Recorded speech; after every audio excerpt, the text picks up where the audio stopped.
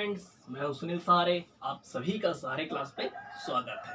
ठीक है, तो आज हम लोग देखते हैं, हमारा सब्जेक्ट है भारत का इतिहास। इतिहास के पन्ने पलटाते हैं दोस्तों, और हम पहुंच गए महाजनपद काल। याद रखिएगा दोस्तों, हम कहाँ पहुंचे हैं अभी? महाजनपद काल। महाजनपद काल है दोस्तों 600 ईसा पूर्व से 225 ईसा पूर्व तक। याद रखिएगा, वेरी इंपॉर्टेंट है। महाजनपद काल का सन पूछा जाता है, तो महाजनपद काल का सन है 600 ईसा पूर्व से 225 ईसा पूर्व तक। ठीक है दोस्तों, तो मैं जैसे बताते जा रहा हूं वैसे आपको देखना है और याद करना है। ठीक है दोस्तों, महाजनपद काल में 16 महाजनपद थे। कितने महाजनपद थे? 16 महाजनपद थे। उसमें से 16 महाजनपद में से एक था हमारा चेदी महाजनपद। याद रखिएगा, वेरी इंपॉर्टेंट है। 16 महाजनपद में एक था हमारा चेदी महाजनपद, जिसकी राजधानी, ठीक है दोस्तों, जिसकी राजधानी सुक्ति माता। ठीक है दोस्तों, जिसकी राजधानी क्या है? सुक्ति माता। वर्तमान नाम बुंदेलखंड। याद रखिएगा, वर्तमान नाम क्या है? बुंदेलखंड। किसका? चेदी महाजनपद। याद रखिएगा, वर्तमान नाम क्या है? बुंदेलखंड। कहाँ है? मध्य प्रदेश और उत्तर प्रदेश की सीमा पर है हमारा बुंदेलखंड। वेरी इंपॉर्टेंट है, आपको याद रखना है। ठीक है, महाजनपद काल में चेदी महाजनपद के बारे में हमने आपको बता दिया।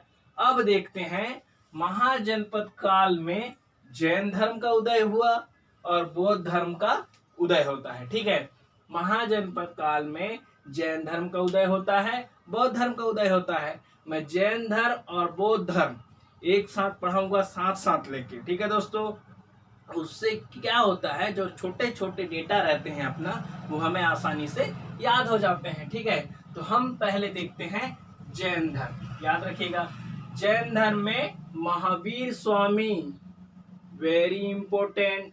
जैन धर्म का उदय का गुरु कौन? जैन धर्म उदय किसने कराया? भगवान कौन? हमारे महावीर स्वामी जी। ठीक है दोस्तों, महावीर स्वामी का जन्म 540 ईसा पूर्व। याद रखिएगा, महावीर स्वामी का जन्म 540 ईसा पूर्व और मृत्यु, ठीक है दोस्तों, मृत्यु 468 468 ईसा पूर्व में मृत्यु होती है। याद रखिएगा, वेरी इंपॉर्टेंट है। क्वेश्चन में पूछा जाता है महावीर स्वामी जी का जन्म ए 540 ईसा पूर्व, बी 468 ईसा पूर्व, सी 520 ईसा पूर्व, डी इनमें से कोई नहीं। तो ऑप्शन लेना है आपको, जन्म है 540 ईसा पूर्व। मैं आपको इंपॉर्टेंट और फैक्ट डेटा ही प्रोवाइड करूंगा। ठीक है दोस्तों, अब ध्यान दीजिए, मृत्यु तक हो गया। अब देखते हैं स्थान, कौन से स्थान में महावीर स्वामी का जन्म होता है और कौन से स्थान में महावीर स्वामी जी का मृत्यु होता है। आपको एक ट्रिक दे रहा हूं जिससे आपको याद हो जाएगा। एमपीके, याद रखना, एमपीके। एम से आता है महावीर स्वामी, पी से हम देखते हैं पावापुरी, बिहार में है। पावापुरी कहाँ पे है? बिहार में है। पहले देखते हैं मृत्यु को, ताकि आपको याद होना चाहिए। एमपीके, एम मतलब महावीर स्वामी, पी मतलब पावापुरी, बिहार, मृत्यु होती है बिहार में। के मतलब कुंडग्राम, जन्म कुंडग्राम। कुंडग्राम कहाँ पे है? कश्मीर में है कुंडग्राम, वहां पे महावीर स्वामी जी का जन्म होता है। और मृत्यु कहाँ पे होती है? पावापुरी, बिहार में। वेरी इंपॉर्टेंट है। अब आगे देखते हैं, महावीर स्वामी जी का बचपन का नाम। ठीक है दोस्तों, महावीर स्वामी जी का बचपन का नाम था वर्धमान। वर्धमान, महावीर स्वामी जी का बचपन का नाम वर्धमान। और पिताजी का नाम, ठीक है, महावीर स्वामी के पिता का नाम था सिद्धार्थ। वेरी इंपॉर्टेंट है, महावीर स्वामी के पिता का नाम सिद्धार्थ।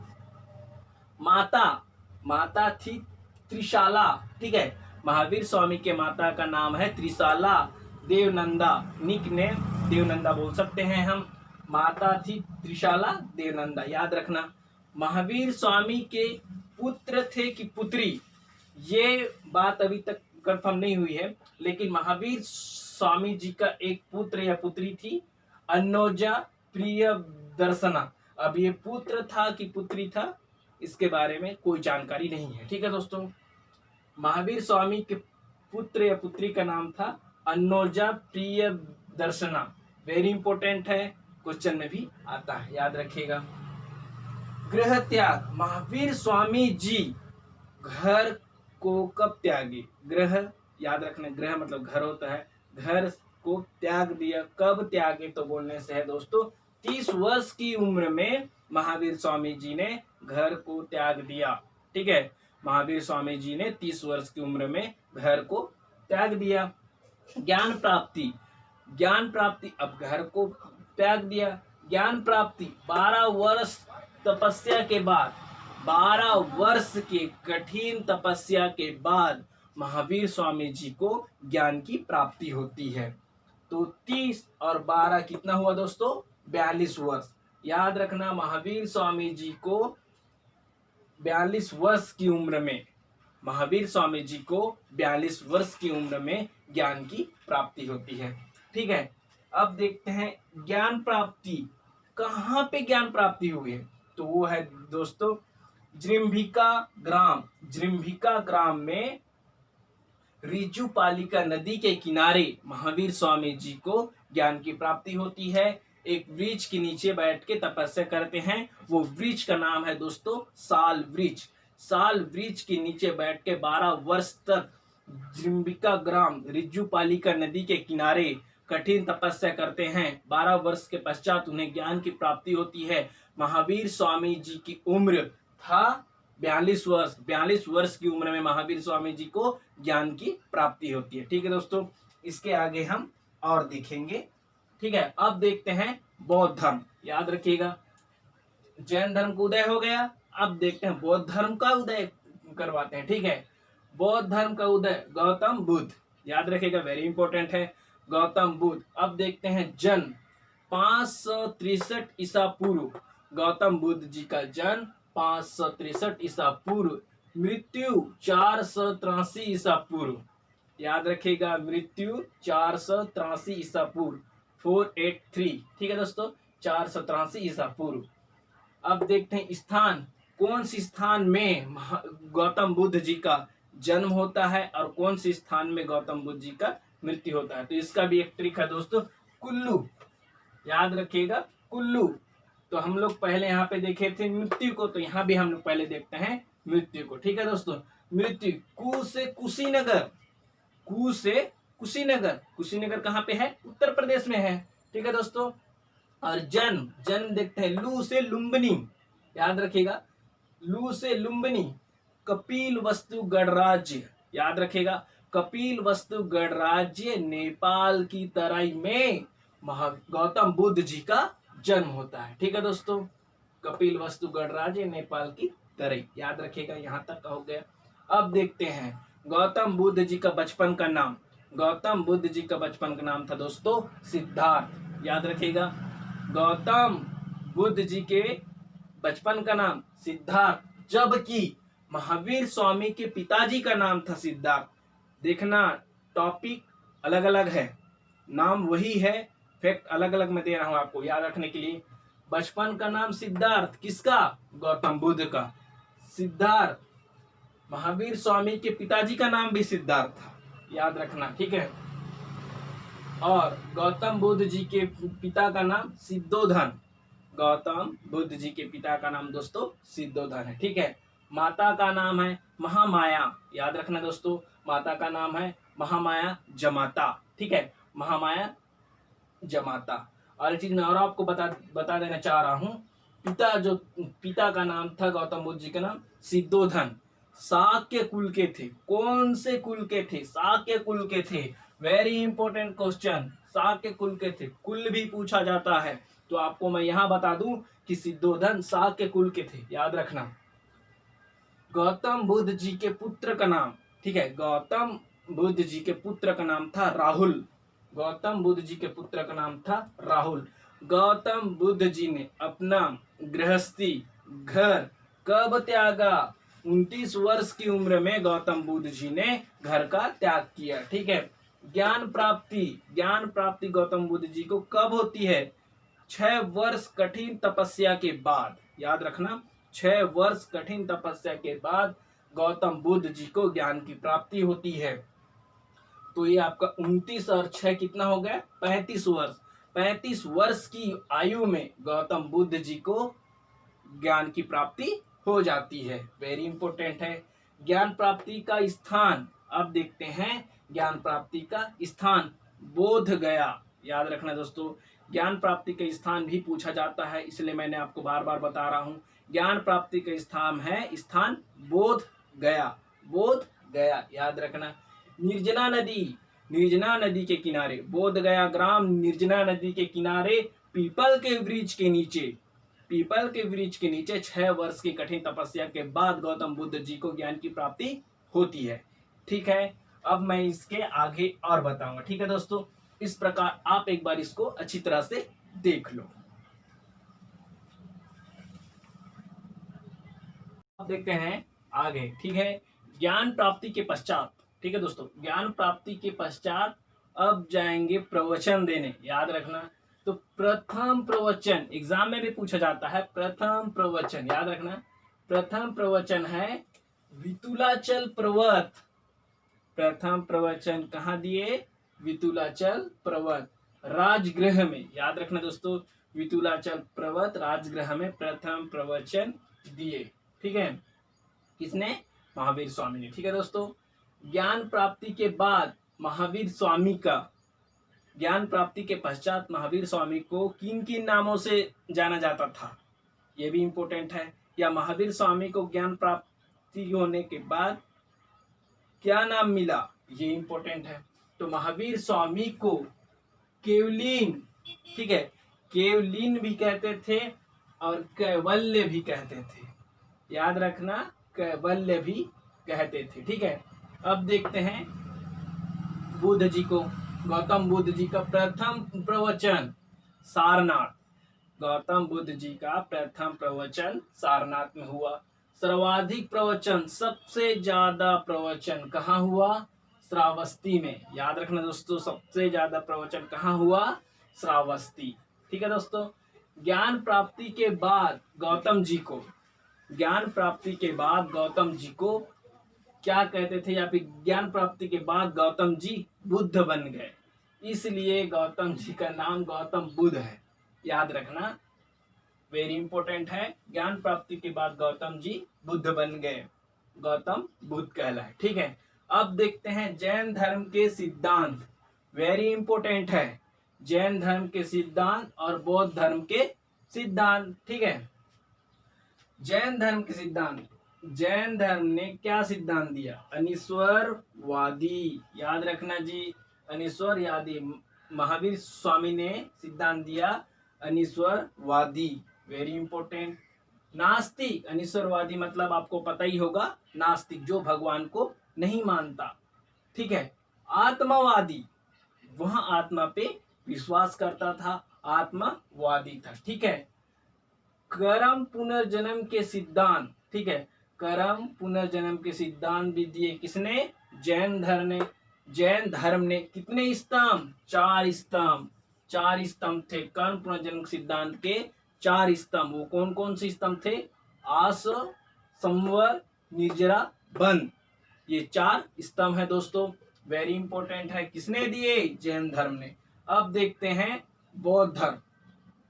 बौद्ध धर्म भी अनीश्वरवादी था, नास्तिक था। बौद्ध धर्म भी अनीश्वरवादी था, नास्तिक था और अनात्मावादी था, वहां आत्मा को नहीं मानता था। लेकिन जैन धर्म आत्मावादी था, जबकि बौद्ध धर्म अनात्मावादी था। यहाँ पे डिफरेंट हो गया, ईश्वर को नहीं मानता है और अनात्मावादी है, यहाँ ईश्वर को नहीं मानता है और आत्मावादी है। देखिए, ठीक है। उसके बाद कर्म पुनर्जन्म के सिद्धांत को मानते थे। बौद्ध धर्म भी कर्म पुनर्जन्म के सिद्धांत को मानते थे, लेकिन वहां अनात्मावादी थे। ठीक है दोस्तों,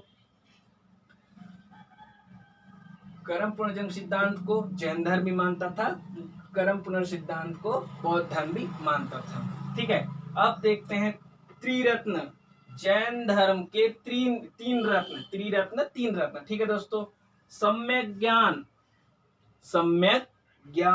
सम्यक दृष्टि, सम्यक दृष्टि, सम्यक चरित्र, याद रखना दोस्तों, सम्यक चरित्र।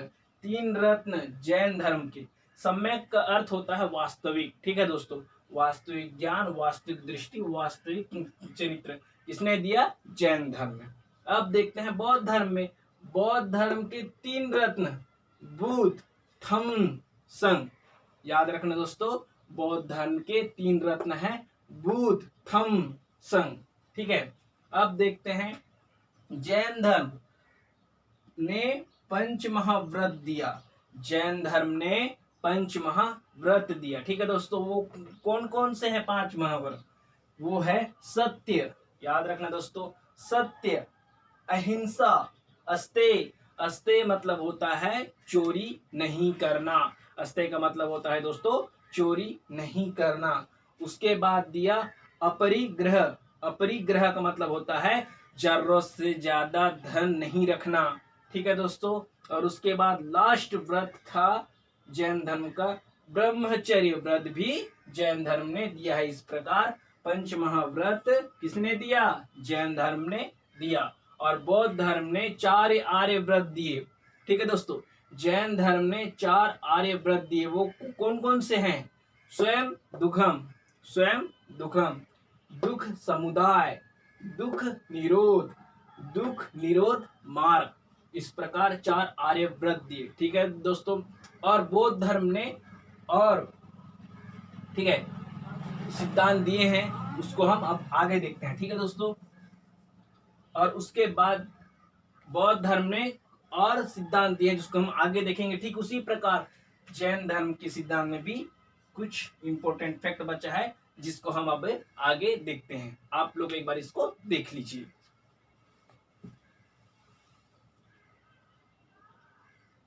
अब देखते हैं आगे का, ठीक है दोस्तों। जैन धर्म, बौद्ध धर्म हम लोग देख रहे थे, ठीक है। तो जैन धर्म में अनेकतावाद, ये भी एक सिद्धांत है दोस्तों, ठीक है। अनेकतावाद या अनेकानवाद किसने दिया? जैन धर्म ने दिया, ठीक है।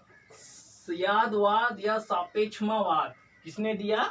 जैन धर्म ने दिया, ठीक है दोस्तों। और इम्पोर्टेंट नोट बता रहा हूं, निर्वाण, इसमें जैन धर्म में हम लोग देखे थे, निर्वाण का अर्थ होता है ज्ञान प्राप्ति होना, ठीक है।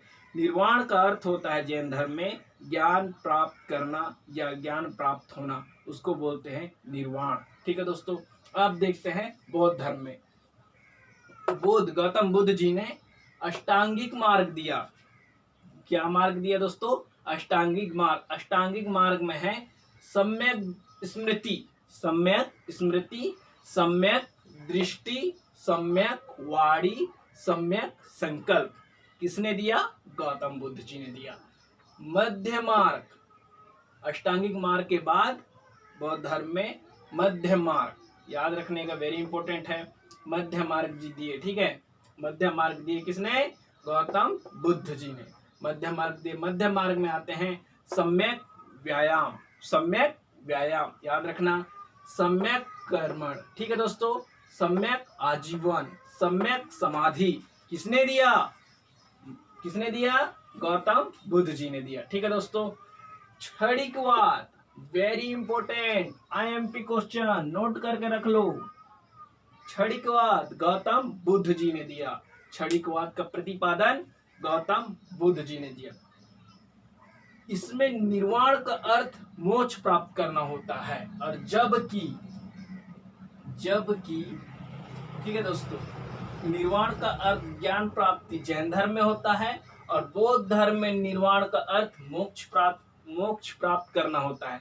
वेरी वेरी वेरी इंपॉर्टेंट है। आप लोग एक बार इसको अच्छी तरह से देख लो और मेरे बाकी सारे वीडियो को अच्छी तरह से देख लो। यदि मेरी वीडियो आपको अच्छी लगी होगी दोस्तों, प्लीज लाइक कीजिए, शेयर कीजिए एंड सब्सक्राइब जरूर ही कीजिए, ठीक है दोस्तों। तो आज के लिए हम यहीं तक रखते हैं। हमारा नेक्स्ट टॉपिक है जैन धर्म। अगले वीडियो में लेके आ रहा हूँ जैन धर्म से संबंधित जितने सारे इंपॉर्टेंट फैक्ट हैं, इंपॉर्टेंट डेटा हैं, सब हम आपको बताएंगे। तब तक के लिए अलविदा, जय हिंद, जय भारत।